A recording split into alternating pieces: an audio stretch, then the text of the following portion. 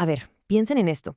Entre 1937 y 1945, mientras el mundo ardía en guerra, la antropología mexicana cambió, pero cambió para siempre. Y no fue un simple avance académico, ¿eh? Fue una transformación total, impulsada por el dinero, el poder y la geopolítica. Así que hoy vamos a desentrañar justo eso, cómo la ciencia se vuelve una herramienta estratégica, en uno de los momentos más críticos del siglo XX. Y aquí es donde se pone interesante la cosa. La pregunta clave de toda esta historia es, ¿qué fue lo que realmente moldeó a esta nueva antropología? ¿Fue, digamos, la pura búsqueda del conocimiento o las presiones, las urgencias de la guerra? La respuesta, como se imaginarán, revela una red de intereses súper compleja. Ok, pero para entender bien la magnitud de este cambio, primero hay que ver de dónde veníamos, ¿no? El punto de partida. A finales de los años 30, las ciencias sociales en México, ya estaban en plena ebullición.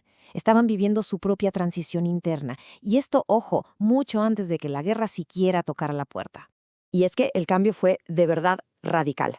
Miren, se estaba dejando atrás la figura del intelectual militante, ese que estaba súper enfocado en la lucha campesina, para dar paso a un perfil totalmente nuevo, el del científico social.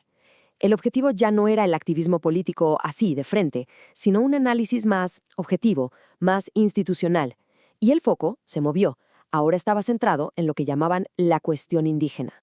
Y justo en medio de toda esta redefinición interna, de repente, ¡pum!, irrumpe a un factor externo que lo acelera absolutamente todo, la sombra de la Segunda Guerra Mundial. El tablero geopolítico estaba a punto de mover sus piezas y con ello reconfigurar por completo la academia. Y es que la mecha se estaba encendiendo por todo el mundo, ¿no? Desde la guerra en Asia en el 37 hasta la invasión de Polonia en el 39, la tensión era ya insostenible.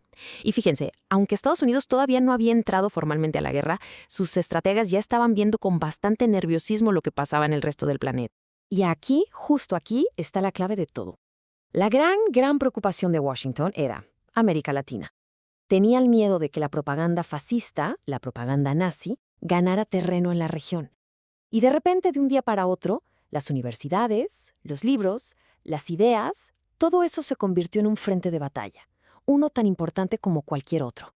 Entonces, para poder intervenir en este campo de batalla intelectual, surgieron dos fuerzas externas que se volverían clave, los grandes arquitectos de esta nueva era para la antropología mexicana. Y en este nuevo escenario entra un personaje central, Robert Redfield.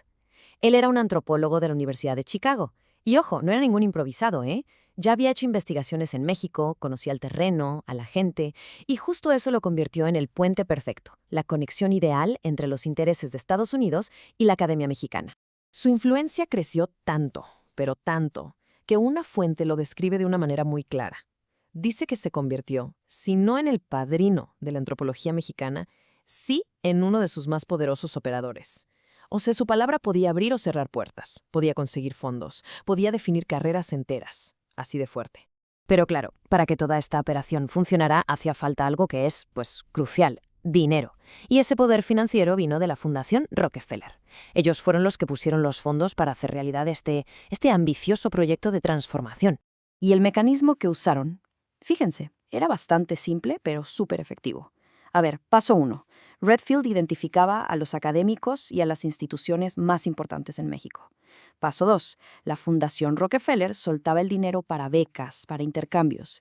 Y paso 3. A través de toda esta red, se iba guiando la investigación hacia un enfoque más científico y, claro, menos político, muy alineado con los intereses de ese momento. Ahora, la pregunta es, ¿cómo se veía todo esto en la práctica? Porque claro, detrás de los bonitos intercambios académicos se escondía un proyecto con un objetivo muy claro. Un objetivo que tenía mucho más que ver con la guerra que con la ciencia pura. Lo que hicieron fue tejer una red poderosísima. Una red que conectaba gigantes como Harvard y Chicago con instituciones mexicanas clave, como la ENAG y el Colegio de México. Y por estos canales, por estas tuberías, no solo fluía el dinero, también fluían las ideas y, sobre todo, las nuevas agendas de investigación. Y es que este proyecto tenía dos caras, como una moneda. Por un lado, la cara pública, la académica, era estudiar la cultura popular, ¿no? Suena muy bien. Pero la otra cara, la oculta, la estratégica, era usar todo ese conocimiento para una misión súper urgente, neutralizar la propaganda nazi y, claro, asegurar la lealtad de las comunidades de origen mexicano a la causa de los aliados. A ver, un ejemplo clarísimo de esto fue el estudio de las comunidades migrantes en Estados Unidos. La investigación antropológica no era nomás para escribir artículos y publicarlos en una revista, para nada. Era para recolectar información, casi inteligencia, que era necesaria para diseñar programas de acción, programas que aseguraran que estas comunidades apoyaran el esfuerzo de guerra. Y por supuesto todo esto tenía que envolverse en un lenguaje, pues muy cuidadoso, muy neutral. La justificación oficial no hablaba para nada de guerra ni de estrategia, no. Hablaba de una simple búsqueda de un mejor entendimiento. Era, la verdad, la fachada perfecta para una operación de influencia cultural en toda regla. Bueno, toda esta intervención, como se podrán imaginar, dejó una huella profundísima y muy duradera. Pero al final del día, ¿cuál fue el legado? ¿Fue un verdadero avance para la ciencia o fue el inicio de una nueva forma de dependencia? A ver, para ser justos, hay que reconocer un resultado importante. Todo este dinero, toda esta estructura, sí que aceleró la profesionalización de las ciencias sociales en México. Se fundaron instituciones que hoy son clave y se formó toda una nueva generación de académicos. Fue, si lo vemos de cierta manera, una especie de modernización forzada. Pero este avance tuvo un costo, y un costo alto. La fuente que analizamos lo llama un modelo de subordinación académica. ¿Y qué demonios significa eso exactamente? Pues miren, básicamente significaba que las preguntas de investigación, los marcos teóricos, las prioridades académicas en México, pues no surgían de manera autónoma. Eran fuertemente influenciadas, por no decir dictadas, por los programas y sobre todo por las necesidades de las grandes universidades de Estados Unidos. Y lo más fuerte de todo es que este modelo de dependencia no se acabó cuando terminó la guerra, para nada.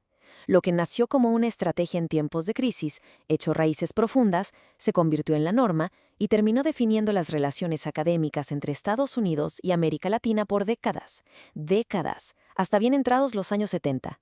Y todo esto, al final, nos deja con una pregunta que va mucho más allá de este caso histórico. Porque al ver cómo las necesidades de una guerra y los intereses de una fundación pudieron literalmente reconfigurar toda una disciplina científica, pues nos obliga a pensar. ¿De verdad es posible que la ciencia opere en un vacío, totalmente libre de las presiones del poder y del dinero? Es una reflexión que, creo, sigue siendo tan relevante hoy como lo fue en aquel entonces.